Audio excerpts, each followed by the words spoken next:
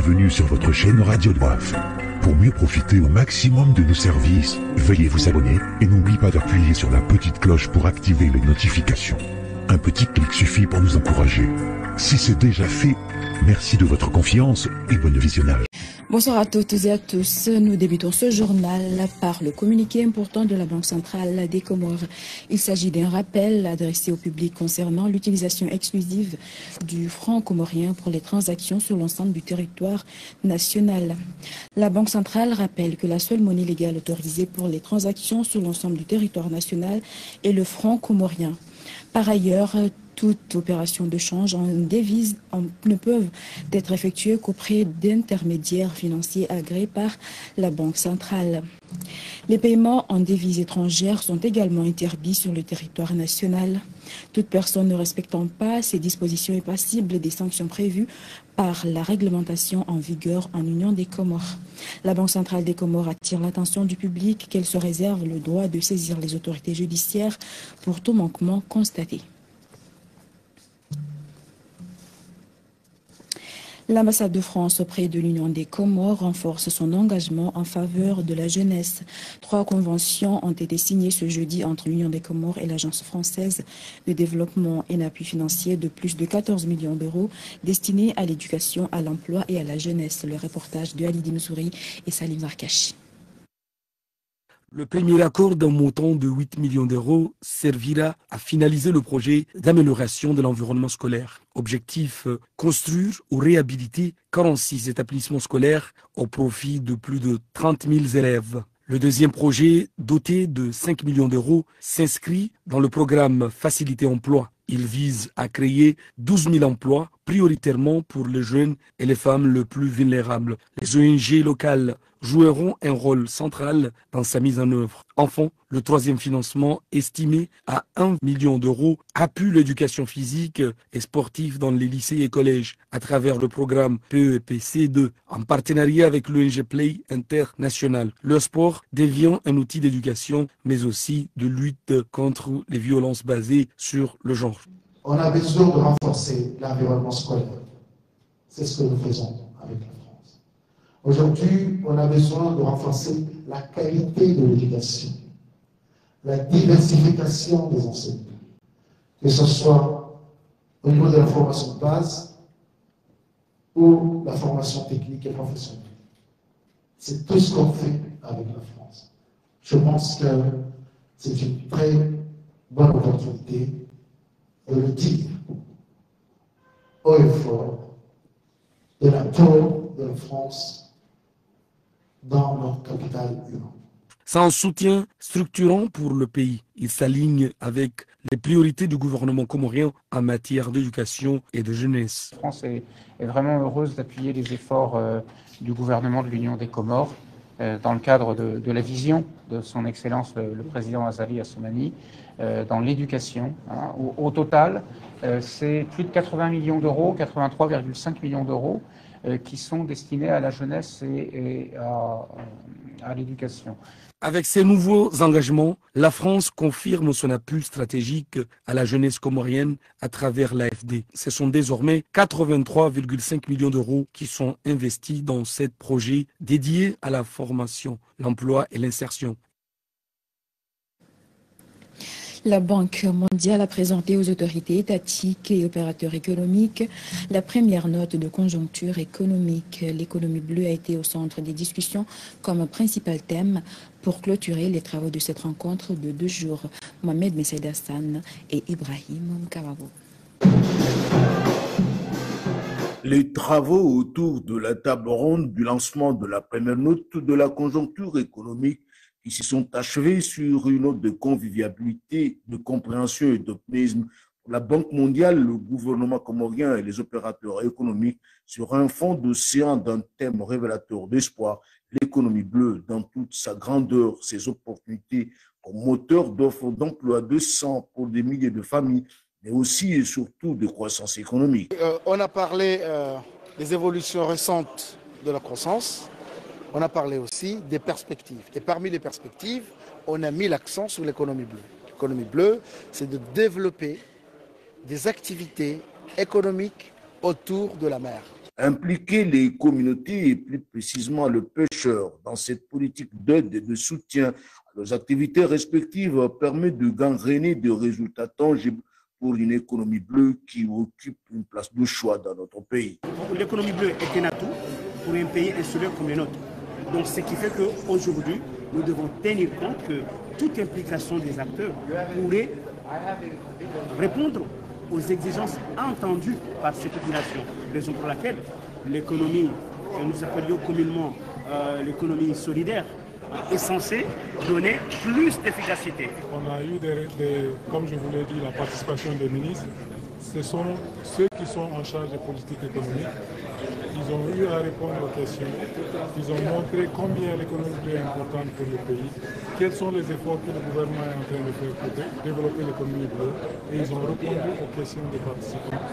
La présentation de la première note de conjoncture économique a mis à jour les multiples options qui s'offrent à ce jour aux bailleurs pour relancer un secteur prolifique et qui promet beaucoup pour l'avenir. Et dans le cadre du projet ALN financé par le PNUD et le GEF, le ministère de l'Environnement, en collaboration avec l'Agence nationale de gestion des déchets, a lancé ce jeudi une campagne de sensibilisation sur la lutte contre les déchets plastiques non biodégradables. Cette initiative vise à renforcer la protection de l'environnement à travers des actions concrètes de sensibilisation et de mobilisation citoyenne contre l'usage abusif du plastique. Chafaou Marouf et Ibrahim Mkawab. Les déchets plastiques non biodégradables envahissent le pays, en particulier les plages. Au-delà de la pollution de l'environnement, ces déchets représentent également un danger pour la santé humaine. Pour sensibiliser la population comorienne aux risques liés à l'usage abusif du plastique, l'Agence nationale de gestion des déchets a lancé cette campagne de proximité. Elle a débuté par des actions de sensibilisation dans le marché de la capitale. Cette campagne de sensibilisation cible surtout la population d'une façon générale, mais surtout les importateurs des sachets et ceux aussi qui utilisent les sachets, c'est-à-dire la population. Donc cette campagne va se faire au niveau national. Donc nous appelons toute la population comorienne de s'engager dans cette perspective et nous accompagner l'Agence nationale de gestion des déchets pour lutter contre cette fléau des sachets plastiques. Adoptée en 2017, la loi Oumouri interdit les sachets et emballages en plastique non biodégradable. Pourtant, son application reste inégale. La campagne de sensibilisation lancée par les autorités se poursuivra dans toutes les régions du pays. Autre chapitre de ce journal, le procureur général Ali Mohamed Junaïd a décidé depuis sa nomination de faire des procès criminels une priorité. De juin à décembre, plusieurs dossiers seront jugés pour la paix et la stabilité, conditions essentielles pour le développement harmonieux du pays. Le procureur s'explique.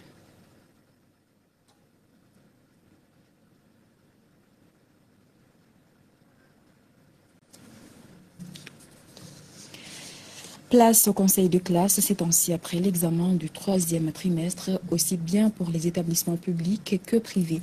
Le lycée Said Mohamed Cheikh de Moroni a tenu ce jeudi le sien sous la conduite du proviseur Mohamed Ali Abdallah, suivant le reportage d'Azar Mbaye et Ahmed Nasser. Sur les 291 élèves de la classe de seconde, 163 sont admis, soit 60%. Pour ce qui concerne la classe de première, 270 élèves sont inscrits, 186 admis, soit 70%. Les enseignants ont constaté une amélioration par rapport aux années précédentes.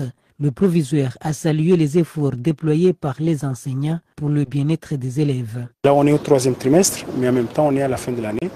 On boucle l'année par des sanctions des élèves. Sanctionnés, ça veut dire par leurs résultats. Donc pour les terminales, là on n'attend pas des terminales un passage, mais ils seront sanctionnés par le baccalauréat.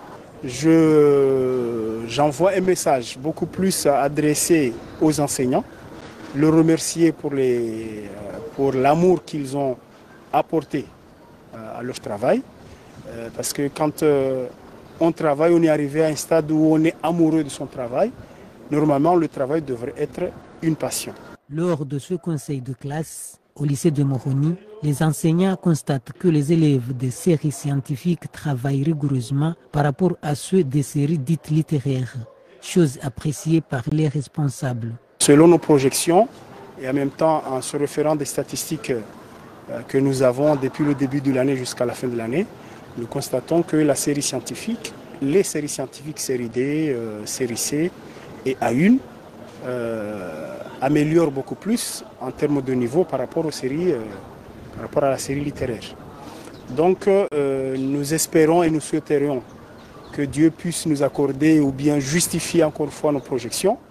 Les résultats de cette année devraient normalement être beaucoup plus meilleurs par rapport aux années précédentes. Ces dernières années, les élèves sont laissés à l'abandon le lycée de Moroni pour cause jusqu'alors inconnue. C'est ce qu'a fait savoir le proviseur de ce lycée de référence.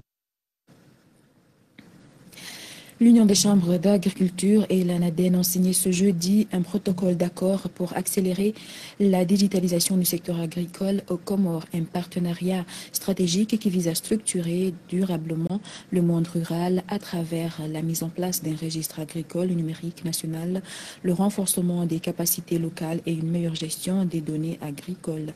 Ikam Ben Saïd. C'est une immense privilège de nous réunir aujourd'hui pour officialiser un partenariat crucial. Cette signature de protocole d'accord entre la Chambre d'agriculture et l'ANADEN marque un tournant décisif. Nous sommes ici, nos équipes, car c'est un ensemble que nous construisons l'avenir de l'agriculture comorienne.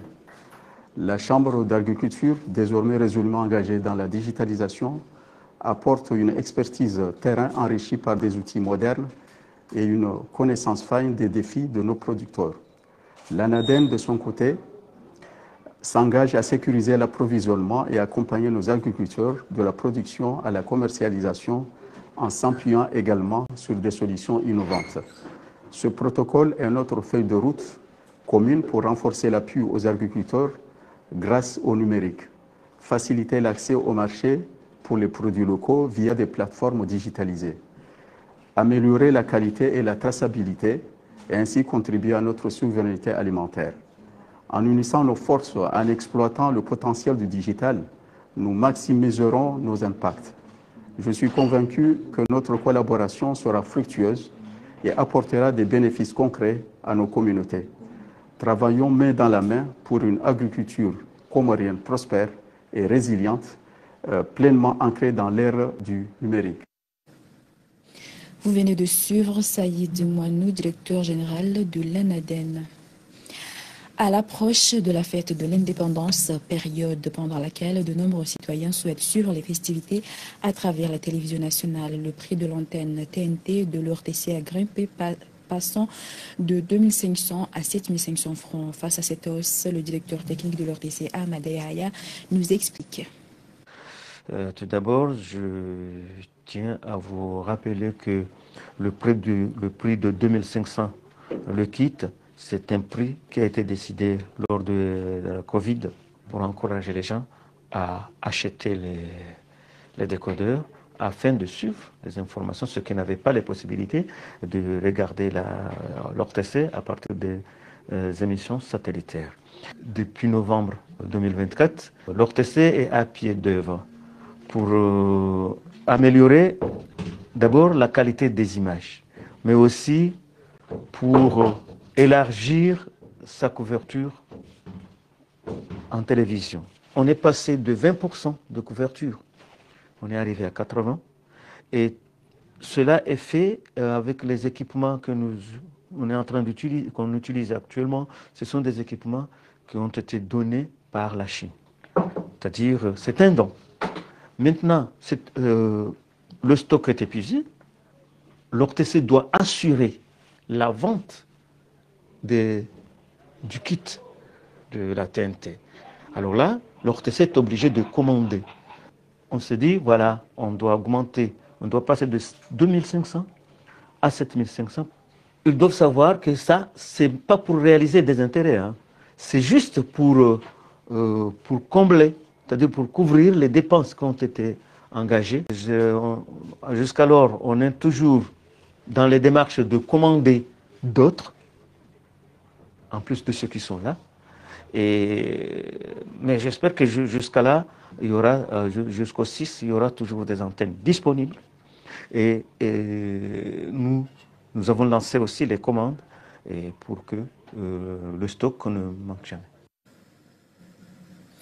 En sport, la deuxième journée de la phase finale du championnat des équipes de première division des 1 disputée au stade de Moroni s'est achevée sur le score de 2 buts partout entre Fomboni Club de Moili et Djomakawe Dongojou en juin.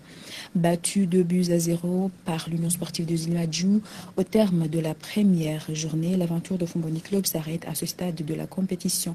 En revanche, l'espoir est permis pour Djomakawe à la seule condition de venir à bout de l'USZ. Soadri Saïd.